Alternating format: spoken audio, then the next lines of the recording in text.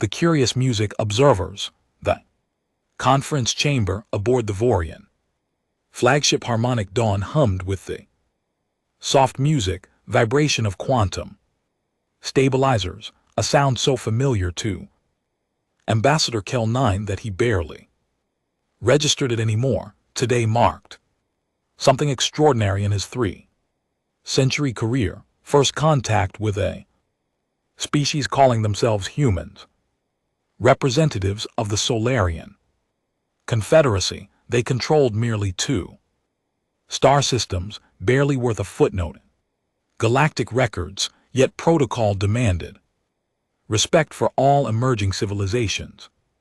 Keel 9 adjusted his ceremonial sash and watched through the observation portal.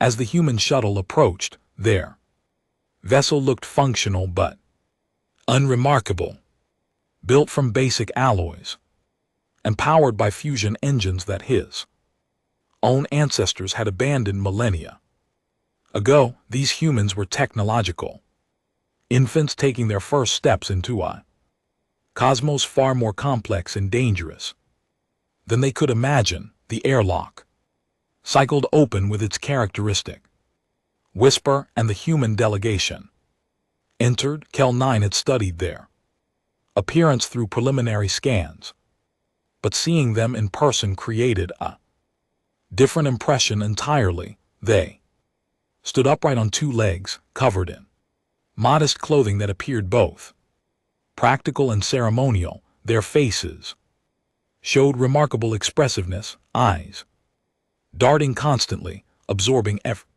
detail of their surroundings with an intensity that made Kel 9 slightly uncomfortable. The lead human stepped forward, a woman with dark skin and short hair streaked with gray. She wore a jacket covered in patches and insignias that Kel's translator couldn't fully interpret. "I'm Chief Engineer Sarah Akinquo," she said through the translation device clipped to her collar. "On behalf of the Solarian Confederacy, we're honored to meet you."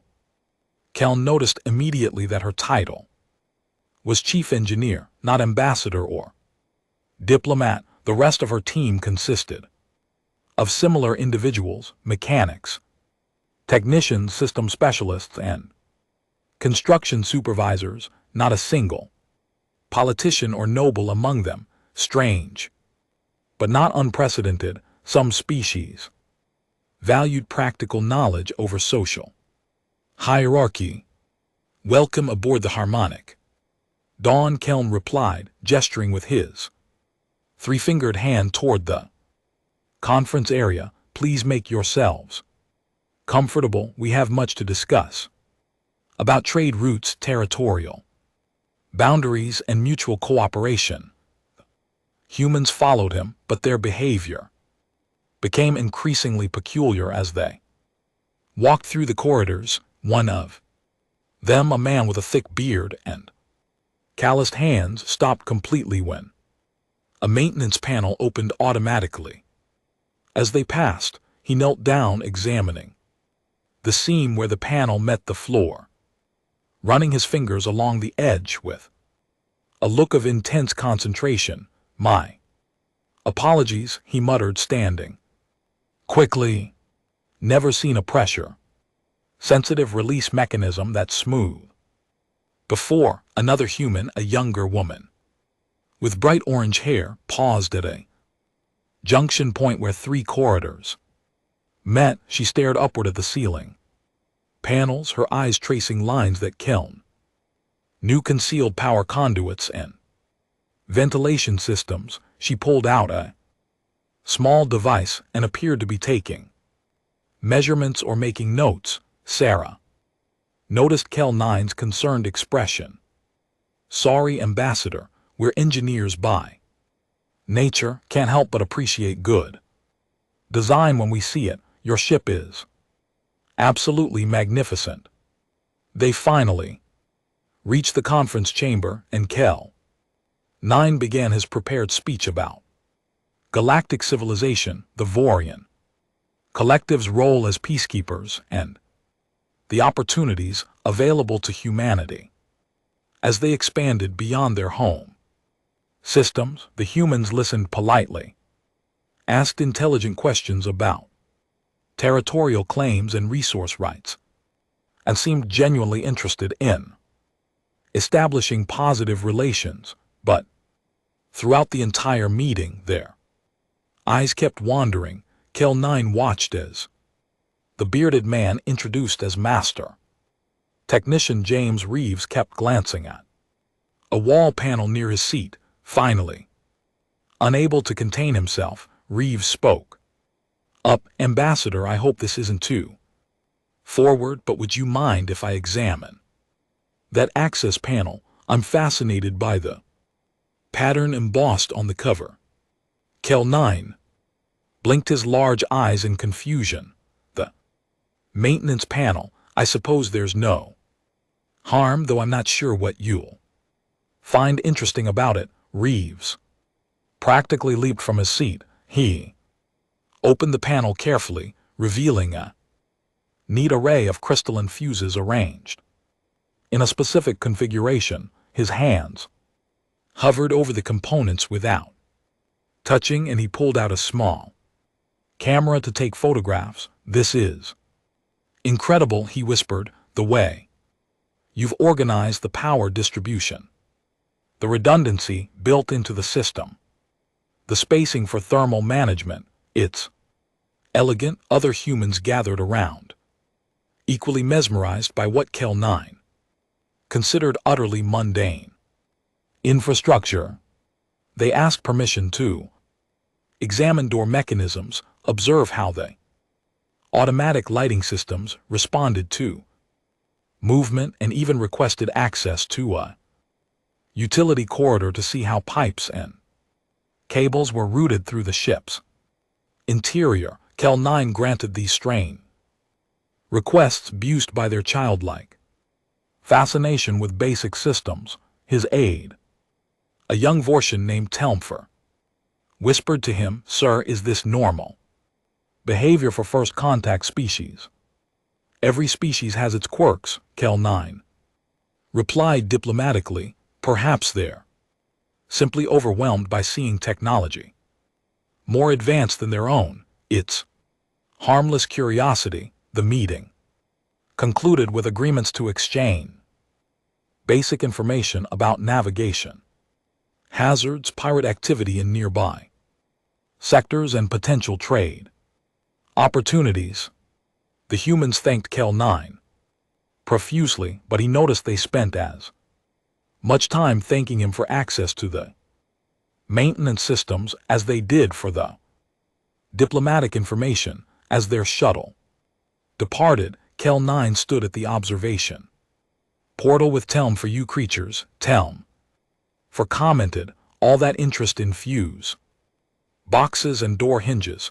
"Indeed," Kel-9 agreed, "but harmless enough. They'll learn that the galaxy requires more than technical knowledge to navigate successfully." 6 months passed before Kel-9 saw the humans again. This time the meeting took place aboard a human station orbiting their colony world of New Perth. Kel-9 arrived with moderate expectations, prepared to see crude facilities and improvised systems typical of young civilizations. What he found shocked him to his core.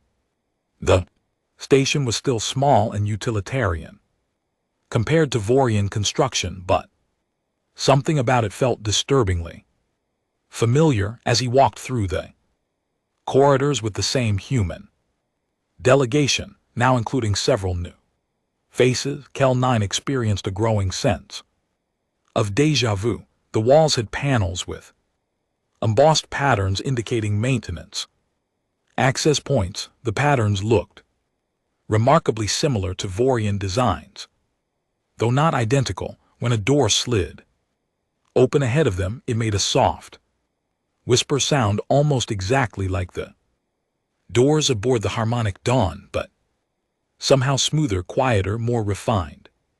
Kel-9 paused at the door, examining it more closely. Sarah noticed his Interest? Something wrong, Ambassador?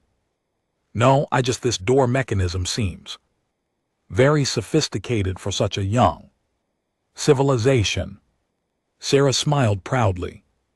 We've been making improvements to our infrastructure, learned a lot from observing other species' approaches to engineering challenges. They entered a conference room and Kel 9 could shake the feeling that something significant was happening that he didn't fully understand. A maintenance panel on the wall caught his attention, and with Sarah's permission, he opened it.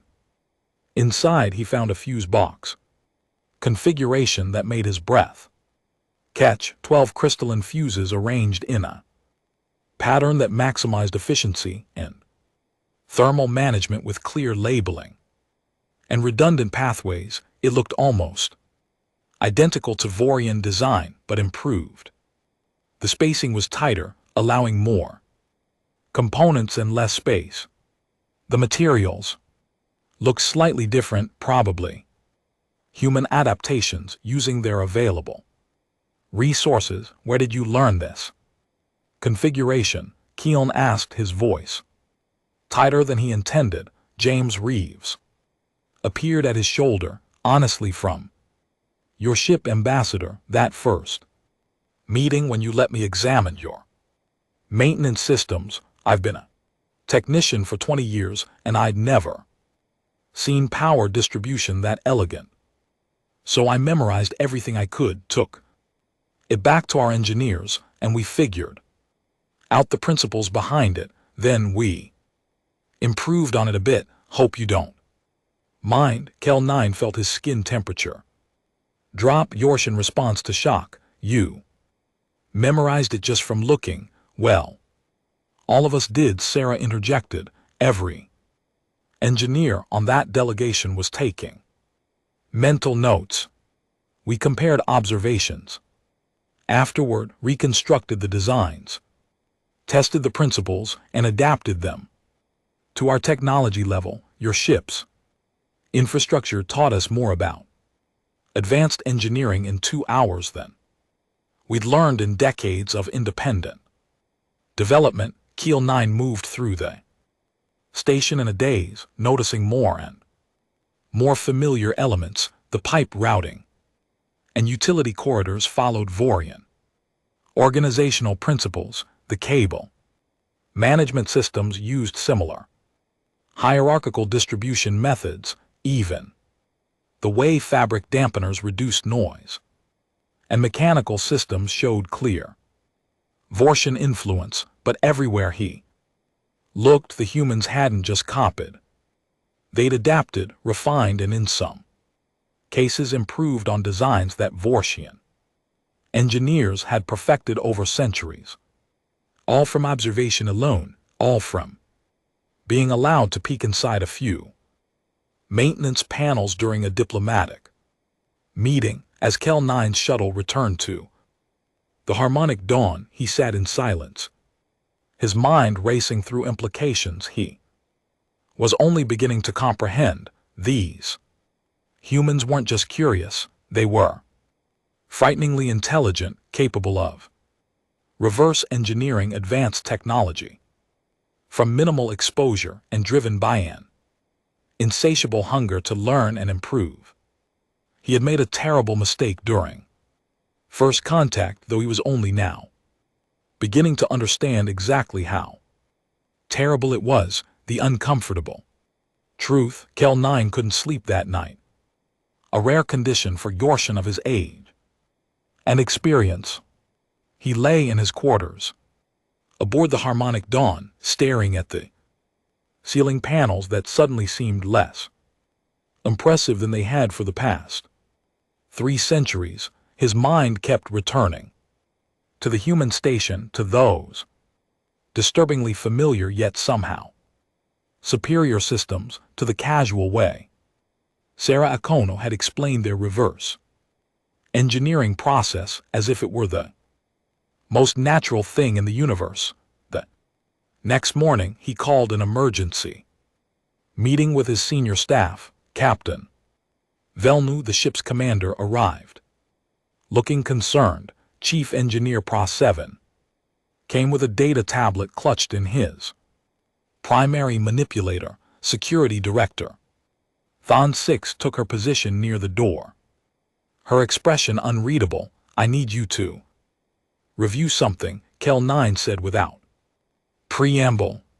He activated the holographic display showing recordings from both his first meeting with humans aboard the Harmonic Dawn and his recent visit to their station. Watch carefully, tell me what you see. They watched in silence as the recordings played, the humans examining the fuse box, photographing door mechanisms, studying pipe routing, measuring ceiling heights, then the comparison footage from the human station showing system after system that bore clear Vortian influence. Pra 7 was the first to speak, his voice tight with disbelief. They copied our infrastructure designs, but that's impossible. Those systems represent millennia of engineering evolution. You can't just look at something and understand the principles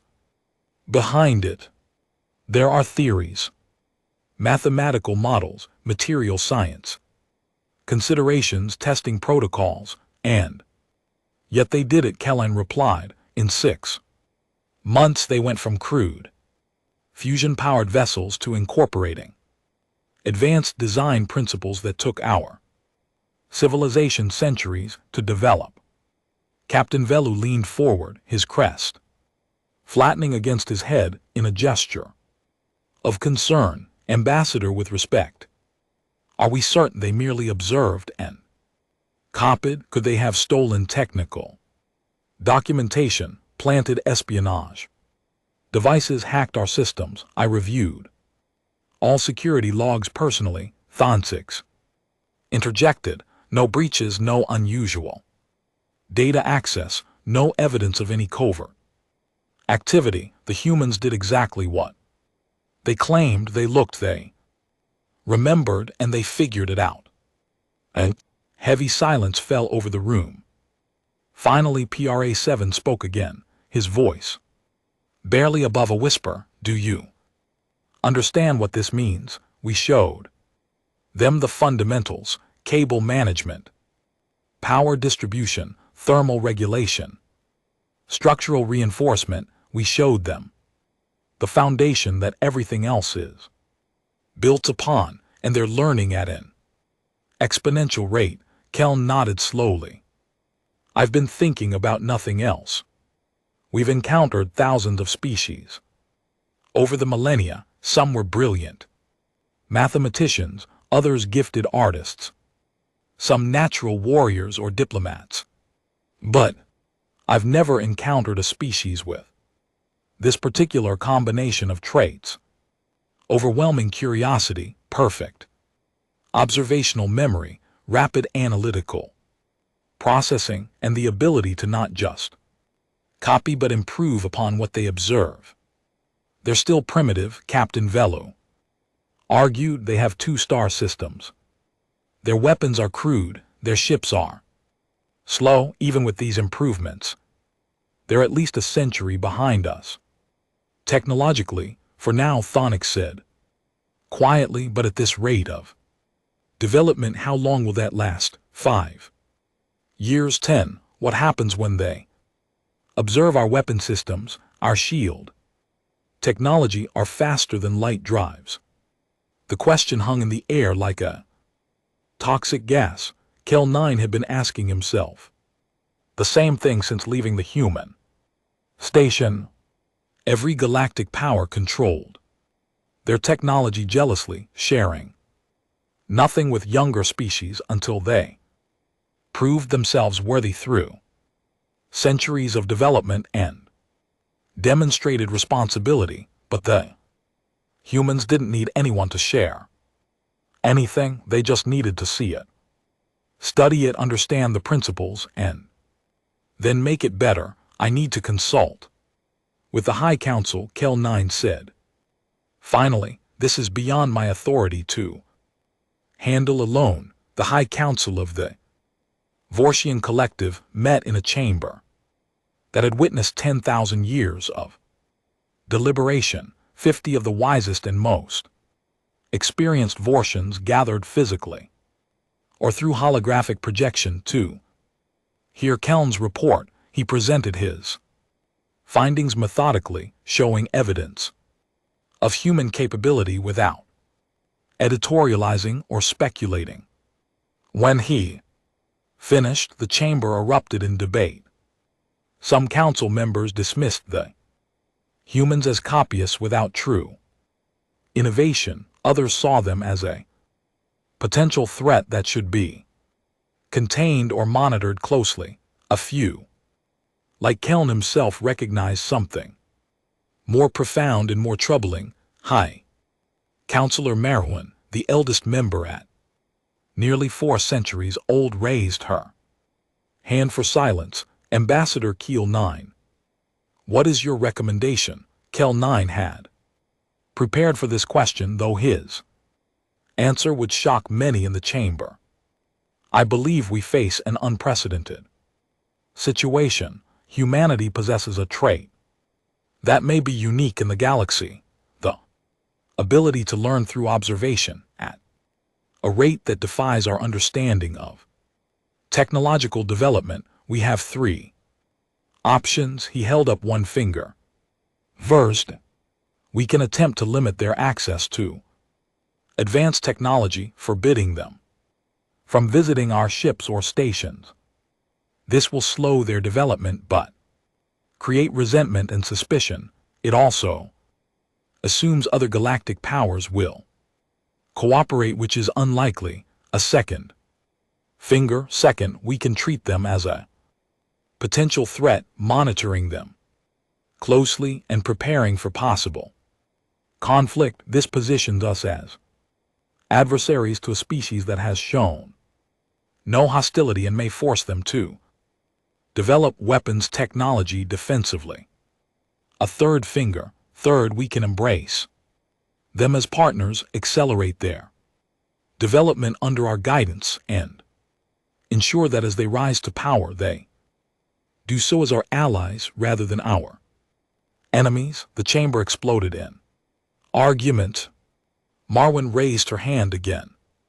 Restoring order. You're suggesting we voluntarily share our technology with a species we met 6 months ago that violates every protocol we've established over millennia? I'm suggesting that we have no choice. Kel 9 replied firmly. They will acquire advanced technology whether we share it or not. The only question is whether they do so as our friends or without our input entirely. I've spent enough time with humans to understand their character. They're driven by curiosity, not conquest. They seek knowledge, not domination. If we approach them with open hands rather than closed fists, I believe they will remember that kindness when they inevitably become a galactic power. High Counselor Trenade, military veteran, spoke up sharply. And if you're wrong, if we arm them and they turn that technology against us, then we'll face the same threat we would face anyway, but 5 years later and with less moral authority. Kel 9 responded. Counselor, I've studied first contact protocols my entire career. I've met hundreds of species at their moment of emergence. Humans are different, not because they're more aggressive or more peaceful, but because they're more adaptable. They will rise to prominence. The only question is whether we help shape that rise or become obstacles to it. The debate continued for hours, but slowly a consensus emerged. The Vorshian Collective would take an unprecedented step. They would offer humanity a gift that had never been given to any species at such an early stage of development. A fully functional warship from the Vorsian fleet, complete with all its systems and technology, not a decommissioned vessel or obsolete model.